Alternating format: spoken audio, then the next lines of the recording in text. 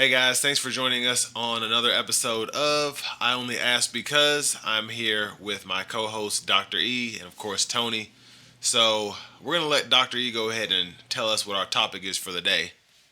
Thank Morning. you. Thank you, Tony. Good morning. Our topic for today is: Are women under attack in the United States? I only ask because. Okay. Well, are women under attack in the United States?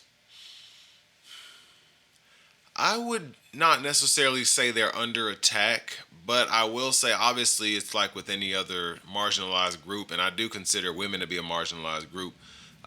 They have some drawbacks to being who they are, not necessarily their fault, but it's just one of those things where if you look at it through one lens, you can see disparities. If you know disparities, and if you don't, you'll see things as equal because you just have always seen things that way anyway.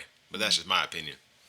I respect that. I can respect that opinion. I think that, like a lot of the topics that we bring up on this show, if you're paying attention, you will see the discrepancy because it's not really hidden. So if you look at the percentage of women, for example, who are top level CEOs for Fortune 500 companies, you'll see a disparity there. Yeah. If you look at Fortune 500 board members, the boards and the makeup of the boards, when you consider gender, you'll definitely see discrepancy there.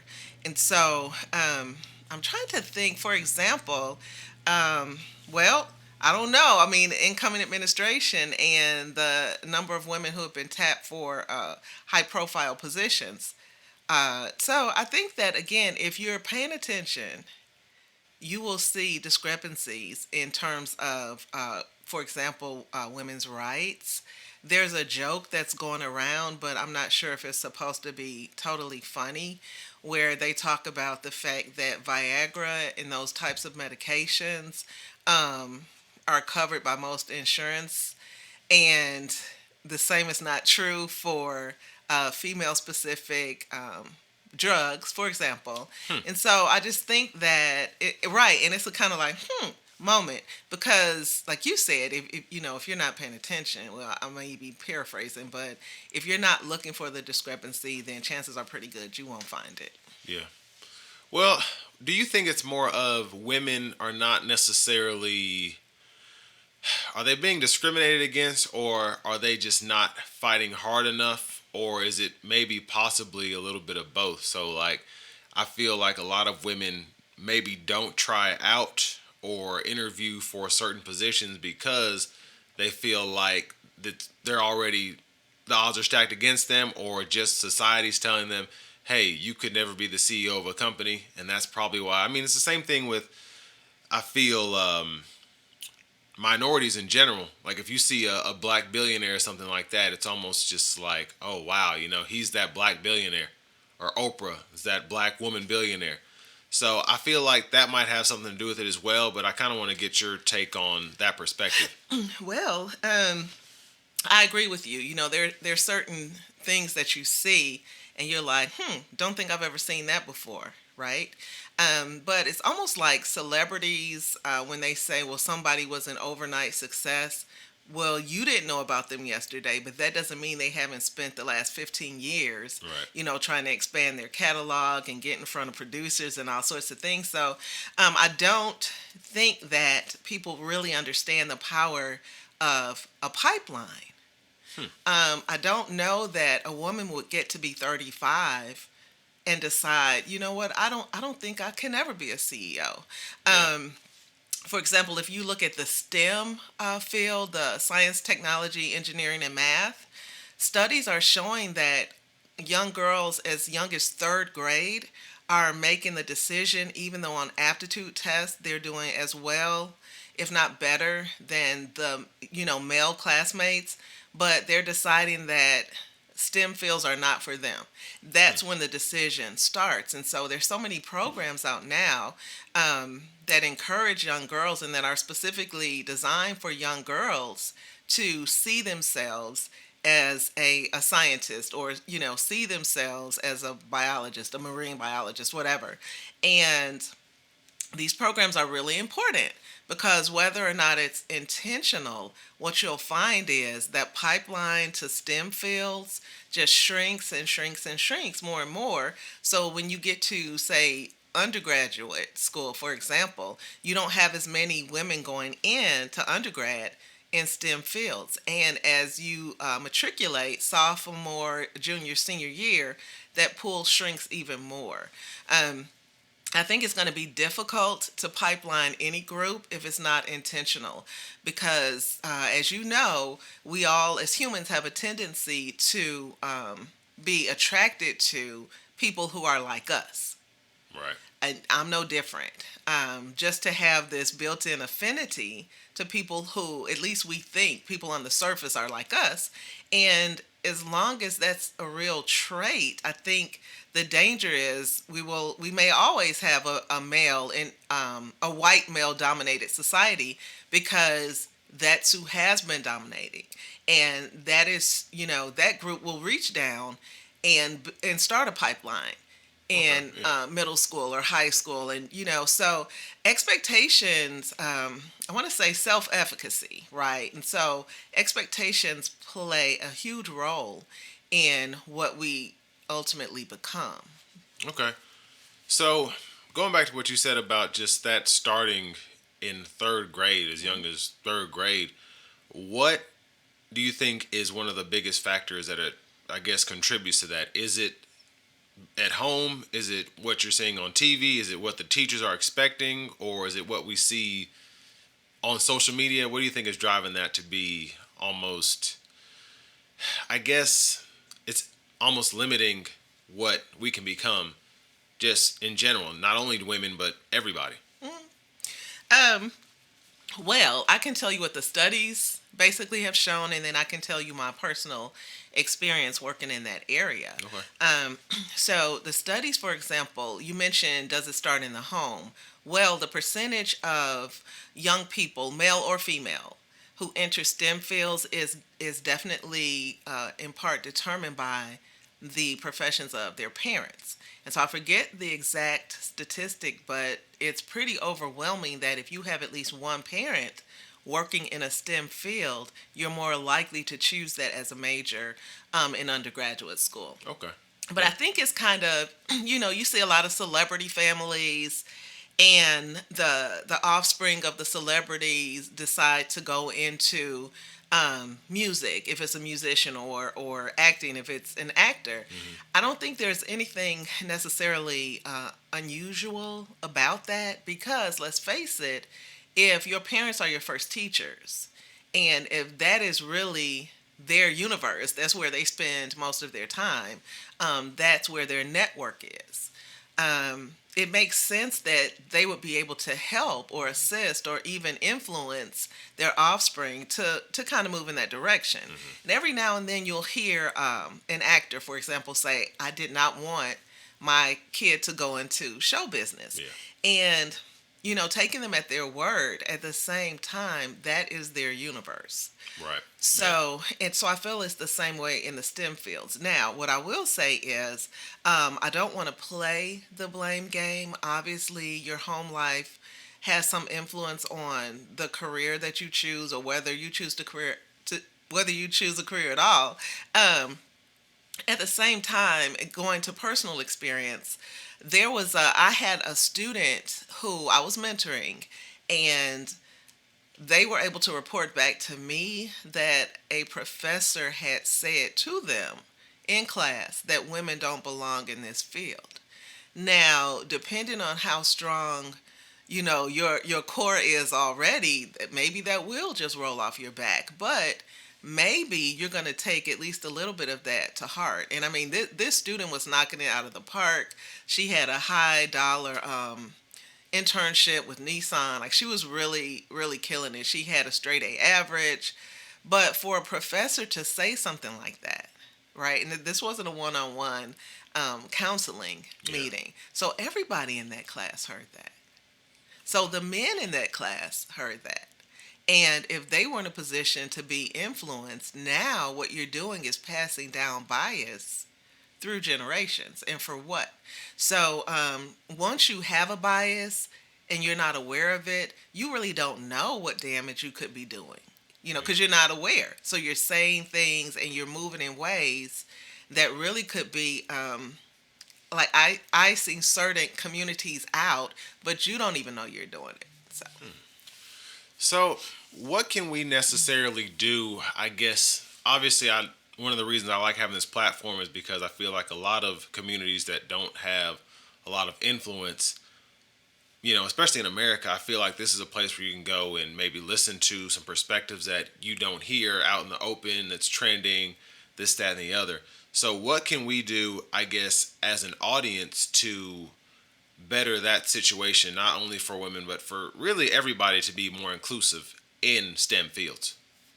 okay, well, first of all, in STEM fields, as I'm sure you know, the pipelining, whether it's positive or negative, really does need to begin in the elementary school space. Okay. Um, so subjects like math and different sciences really do build on knowledge that you've already gained.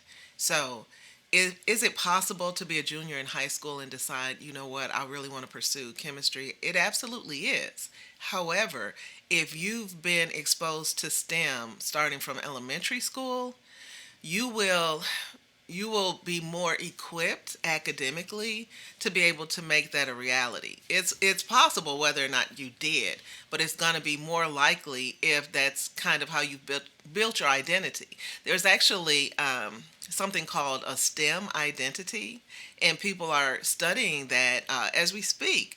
And basically, what a STEM identity tells you is, I'm a STEM person. Why is that important?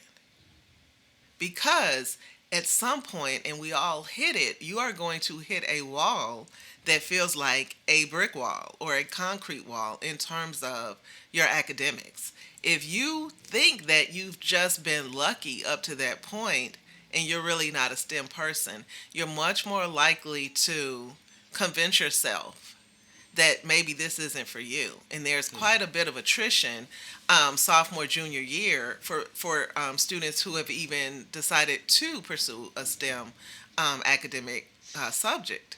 Whereas if you have a STEM identity, then you look at that as a hiccup. You look at it as, well, this is going to be a really tough class. Let me see if I can line up tutoring. I'm going to need to devote more time to studying. So you see the Yeah. difference. Yeah. So that identity is important, and I think I think you can find it in any field. Um, Shoot, NASCAR, right? Yeah. So you lose a race, and you're like, I guess I really shouldn't be a NASCAR car driver after all. Of course not. That's one moment in time, and you know who you are. And so, if you have a NASCAR driver identity, then you're going to keep at it. Yeah. If you don't, if you think your entire existence in that space was a fluke, then you probably are going to back away at your first adversity. Okay. So, going off of that, I've always heard that the most influential years for a child is probably the first 5 or 6 years. That's where they really kind of get their identity, their personality, and things of that nature. Is it wise to necessarily, I guess, start with STEM education there, or maybe just kind of make that a forefront? Is that why you see PBS and things of that nature where they show scientists and all of that, Sesame Street, in that light? Well, yes, and I think that many children are exposed to STEM esque toys and games in their youth. I think overall, parents do a great job of that. You look at, say, blocks. Do you look at blocks as a precursor to architecture, for example? Maybe not. But depending on the types of experiences and toys and exposure that young kids have, again, all of that plays into influence. So you're going to be able to influence kids by what you expose them to, by different things you say to them, by different messaging. And I feel like, again, most parents do an adequate job of that in the home. I think where many of us fail, quite frankly, is in not understanding the negative messages that our kids are going to receive once they leave our nest, for example. And so it's not a 1 year to 5 year job. This Right. is something that we're going to have to combat because it's a real thing throughout our kid. And I don't mean personally, right? So you make sure your kids are in the right programs. They have the, air quote, right circle of Yeah. friends. Like it's really all about building community around the direction you want your kids to go. And people do it with church, people do it in faith. People definitely do it with sports. So there's no reason we can't do it with STEM education. Okay. Fair enough. So I kind of got off track there, but I kind of wanted to circle it back around to obviously what we started talking about, and it just has to do with I guess women being discriminated against in general. And I think about, I guess, was it Fannie Willis, the DA in Atlanta or Georgia, something like Somewhere, I that? think Fulton County, Okay, somewhere in yeah. Georgia, yeah. So I haven't heard much about. I've been following it a little bit, but obviously, the whole case against Donald Trump and I think the influence, trying to influence the election for the votes, and one of many cases that were pending, just with the whole election cycle thing. So I kind of wanted to just discuss. I guess is it more of on Trump and just his circle of influence, or is it more of just obviously this woman in general? I've seen it all over Fox News. I've seen it all over the news, where maybe it's because she was trying him the hardest, where she's getting all this flack against her for just the case in general about people saying it's a hoax, this, that, and the other. So I kind of just wanted to get your opinion on that whole situation. Yeah, I think that's a good question. I think it's a good topic to circle back to. And I want to start by saying I absolutely do not think that this is a Trump thing. I feel like this is an American culture thing. And again, not to beat up on the American culture because there are definitely other cultures where women have even fewer rights than we do, Right. in the United States, both on the books and just in interpretation. Yeah. Um, but what I will say, and I think you can look to any platform and find this to be consistent, what I will say is that women are held to a different and sometimes unreasonable um, what do I want to say? So standard, an Mm-hmm. unreasonable standard, and I think a lot of times in the same spaces, men will get a pass. Why is that?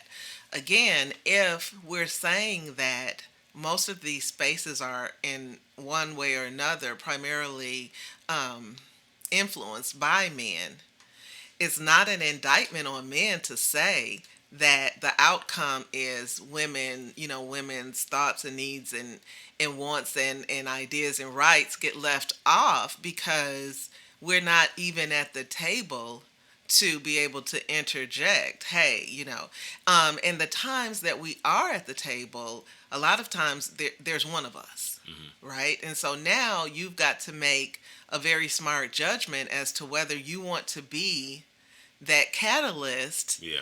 and sometimes the X catalyst because the squeaky wheel can be removed and replaced with a wheel that does not squeak. If you understand Oh what yeah. I'm saying. Yeah. So sometimes the squeaky wheel will get the grease. Sometimes the squeaky wheel will get removed. And so when you're whether you're the only woman, the only person of color, whatever it is, it makes it difficult in that moment for you to push back on something that you know to be non-inclusive.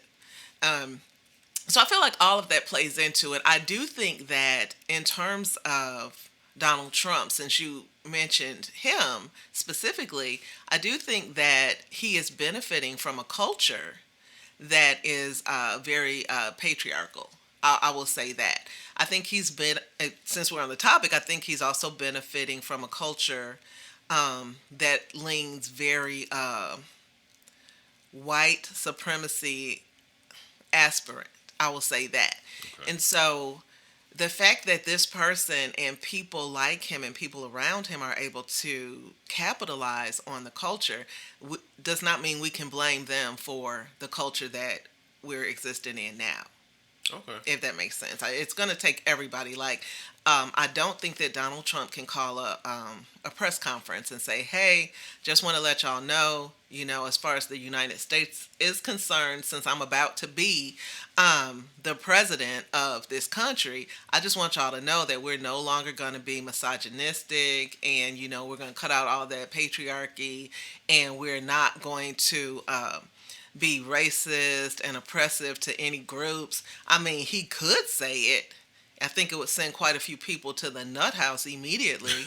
But, the reality is that is not something you can force on someone just by speaking it. Because if that was the case, we wouldn't be dealing with any of that in 2024.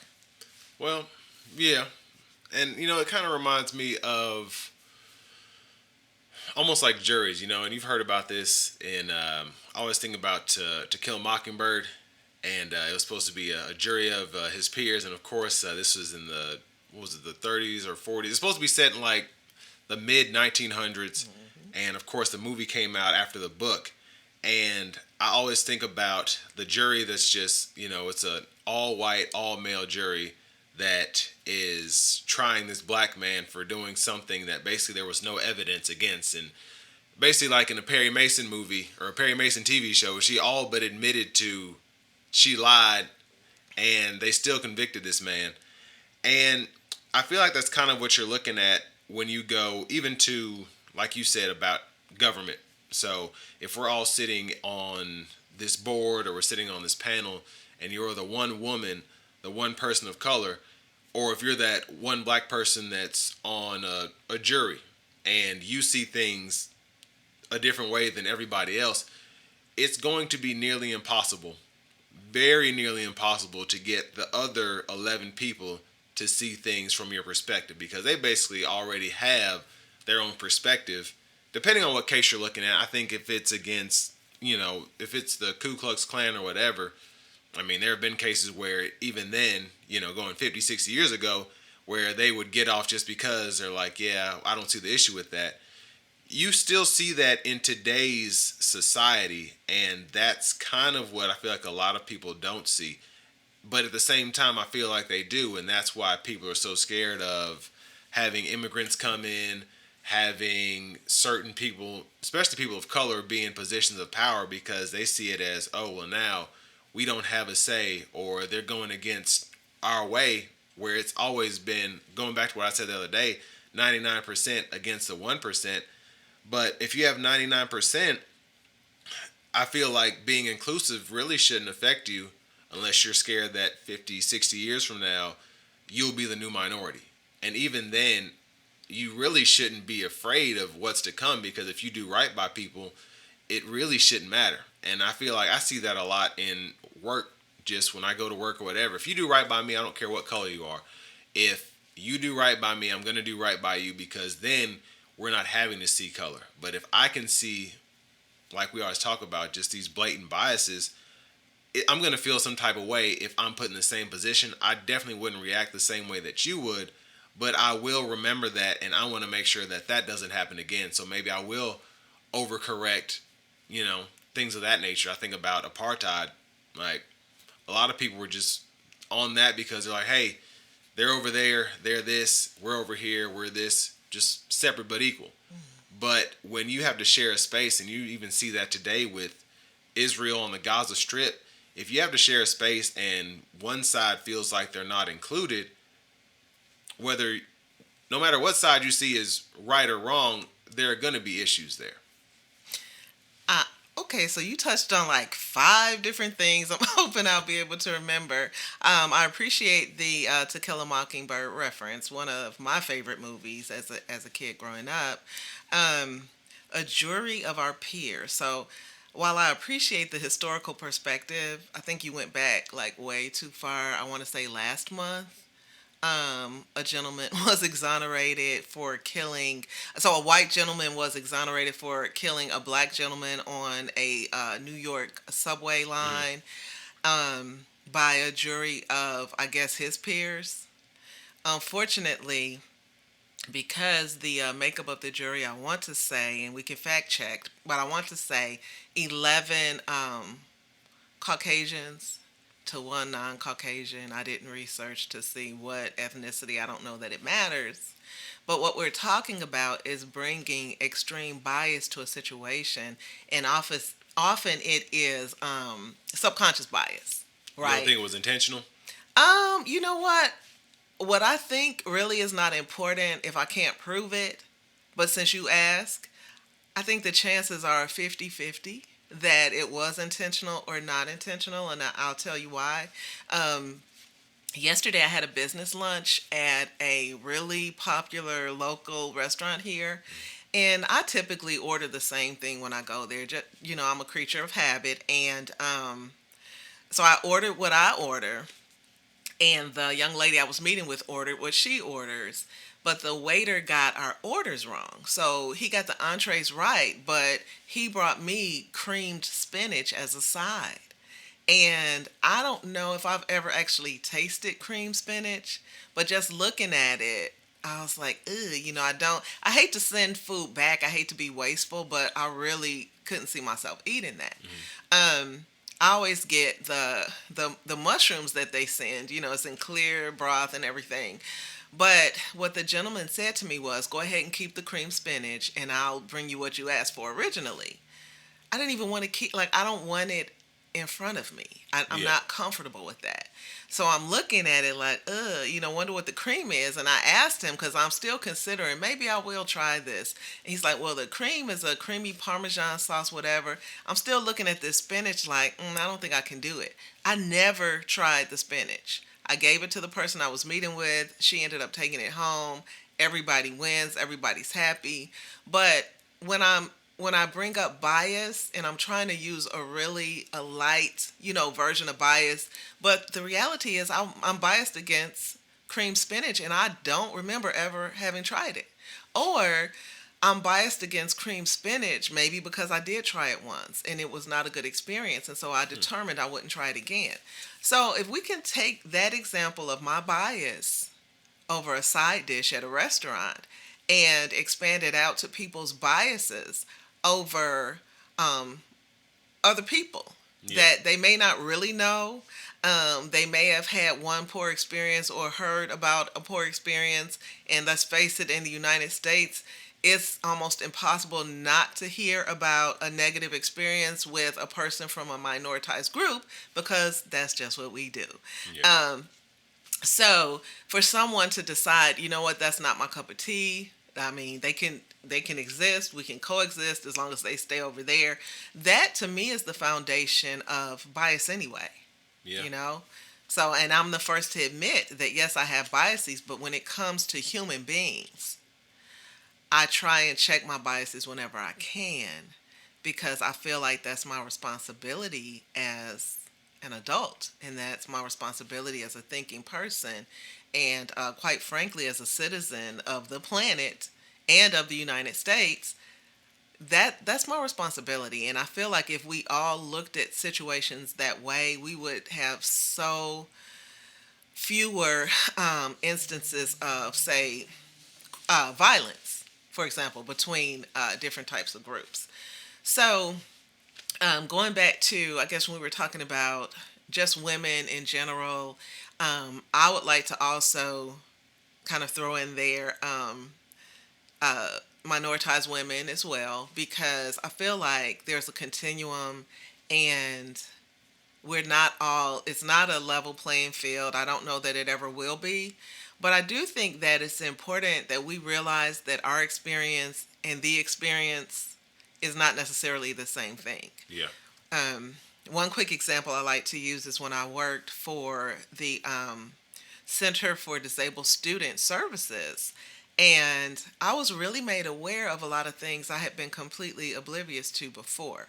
The way doors open and whether or not a curb has a slant to it to the street, like things that never really impacted me. And then once I found out that there's an entire population of people who are not mobile because of these things, Yeah. right? So there's no elevator, there's no ramp, there all sorts of things that I became aware of, and I'm sure there are thousands more that I'm still not aware of. But that really kind of opened my eyes not only to the community of people with disabilities, but just different communities in general. Like, it's not okay to make assumptions about what another group that you're not familiar with needs or doesn't need. The only way we can get past that is just to listen and believe somebody else's story, even if it's not your story. I agree. And I always think about I contract out at car dealerships for work. So one thing I always see is, especially in, let's say, a service department, you'll see it's pretty much a red wave back there. And then even up front in the sales departments, you'll kind of see a red wave, and there'll be kind of little specks of blue there.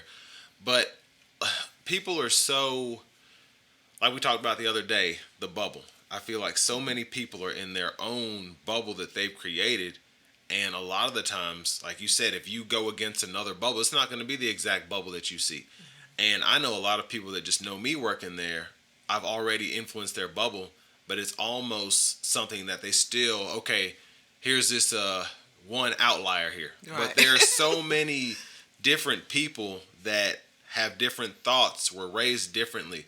So I can't just assume that all people of that are Latino, they're illegal immigrants, or all people that are Latino are murderers. And I think you're seeing a lot of people in America kind of vote a certain way based on obviously their own biases, but just not knowing anything because they're all in their bubble. And you saw that with the election cycle. You see it even in states down here like Tennessee in the South, where so many people will. I think there's a vote, or it's already been passed. It's in several states, but at the end of this month, you will have to verify your ID on pornographic sites. And I read this comment somewhere, and somebody said the Republicans are trying to basically censor everything to keep people away from porn, like Project 2025 type stuff, and then the liberals are just trying to kind of keep everybody away from hate speech. And it really does, there's like a common sense medium there, I feel like. Like if you watch your internet and you raise your kids and you parent, you shouldn't have an issue with either one of these. So if you see porn, you should be like, hey, this is this. We don't necessarily agree with this, but these people are doing this to make money, or people watch this to stay married for 50 years, whatever. I don't know. That's what they do, and this is how I see things. But then the same thing with hate speech. If I see hate speech, just knowing the way I was raised and how I was brought up, I don't necessarily get super offended or butthurt by other people not knowing what they're talking about or wanting to be mean, or maybe they don't know that they're being mean by what they're saying. I can't shield myself from that because that's not how the real world works or should work. No, I mean, I agree with you, and I'm sorry for laughing just a little bit. It was it tickled me, the example that you used with the porn, because how many times just in the last year have we seen conservative, and I'll go ahead and not use the air quotes, but I hope you saw them. Conservatives who are busted Yep. because they were doing pornographic things or involved in that type of. So I feel like there's a lot of hypocrisy, if I'm being honest. Um, but I also think that, how can I say this? You mentioned working with car dealerships and everything, and how it's like almost a red wave. Interestingly enough, I'm from a different state. We talked about that before. And I feel like most of the, especially within Cook County in Mm-hmm. Illinois, I think most of the businesses you went to, regardless of what the industry, you would find the opposite. Hmm. And I think that's very interesting. Now, the outlying counties, maybe not so much, but that's why I said Cook County, very, very, very blue. And in a lot of ways, because of the experiences of the people who are there. Probably Uh, see more people of color in the lots and whatnot Absolutely. too. More people of color. You've got at one point, it may still be the case. Cook County was one of the most segregated counties in the United States. Hmm. And that's saying something for it to be above the Mason Dixon line. Um, but everything has a history to it. And I feel like if you're really curious about anything, let's don't start with today. Let's don't start with what you see today. Let's reach back and figure out how we got here. I feel like you would do the same thing if your GPS went out, Yeah. right? And Yeah. you don't have a map. You're not going to start from where you are. If you're smart, you're going to think, okay, how did I get here? Because that's going to be the best way to figure out how to get out. Yeah. And I think that's the same with anything. And so, circling back to the whole being under attack and everything, maybe I should not have used that language.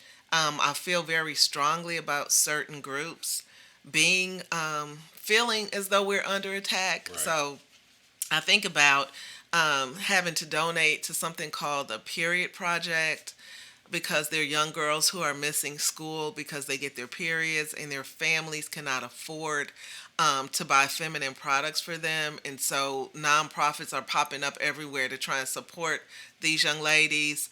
But I haven't heard about the Condom Project. The last thing I heard about condoms and young people is that you could get them free almost anywhere. Right. You can walk into clinics. Some high schools have them Yeah. available in the counselor's office. So that is one small example, and I don't mean to trivialize the entire situation, but honestly, it's concerning to me if we're not going to continue to see more women on the bench in terms of judges. If we're not going to see more women in charge as CEOs, being what do you say, a minoritized woman, that's a whole nother, like, we could talk about that on another show. But I do think that especially with the current rhetoric surrounding women and women's rights, I feel like it's a slippery slope. And I think that if we don't take that seriously now as women and as a community, I mean, because let's face it, we're sitting here, we're clearly opposite genders, and yet you got to think about how much your life would change if women could not assert themselves and Yeah. had no say so and could not interject and be heard in terms of their opinions. And I mean, come on, let's face it. Like, you don't have to say it out loud, but I know that you would not be in the place that you are were it not for women in our Right. society. But I think we like to pretend that that's not the case. And kind of going back to something you said earlier, are we fighting hard enough? I don't feel like it should have to be a fight. I think that Yeah. some things, like the Constitution says, should be self-evident. However, the Constitution should be self-evident. But I also think that if we have to fight, then we may as well roll our sleeves up and do so. I like to have cerebral fights. Like, I like to fight with knowledge and information and words. So I'm not, unlike some groups, I'm not encouraging actual violence. When I say fight, what I mean is to stand up for ourselves, to stand up for our daughters, to stand up for our granddaughters. Like, somebody's going to have to do it. Personally, a few decades ago, if you had told me that this was going to be an issue in our society, I don't think I would have believed you, because I felt like there had just been so many gains. And again, whether you're talking about women, minoritized groups, whatever you're talking about, and so I find it unfortunate that this is where we are. But again, if anybody listens to me, what I'm going to say is, please always consider, and if you don't know, research, look it up. You don't even Yeah. have to leave your house now. You don't have to leave your chair. Pick your phone up and find a reputable source and look at the history of how we got where we are. That really is going to be our only way out. Yeah. Well, I mean, that's a good way to end it. So we're giving you all some homework for this episode, but I want to thank you again, Dr. E, as always, for joining me. Thank you. This has been another episode of I Only Ask Because. Thank y'all for watching. We'll catch you on the next one.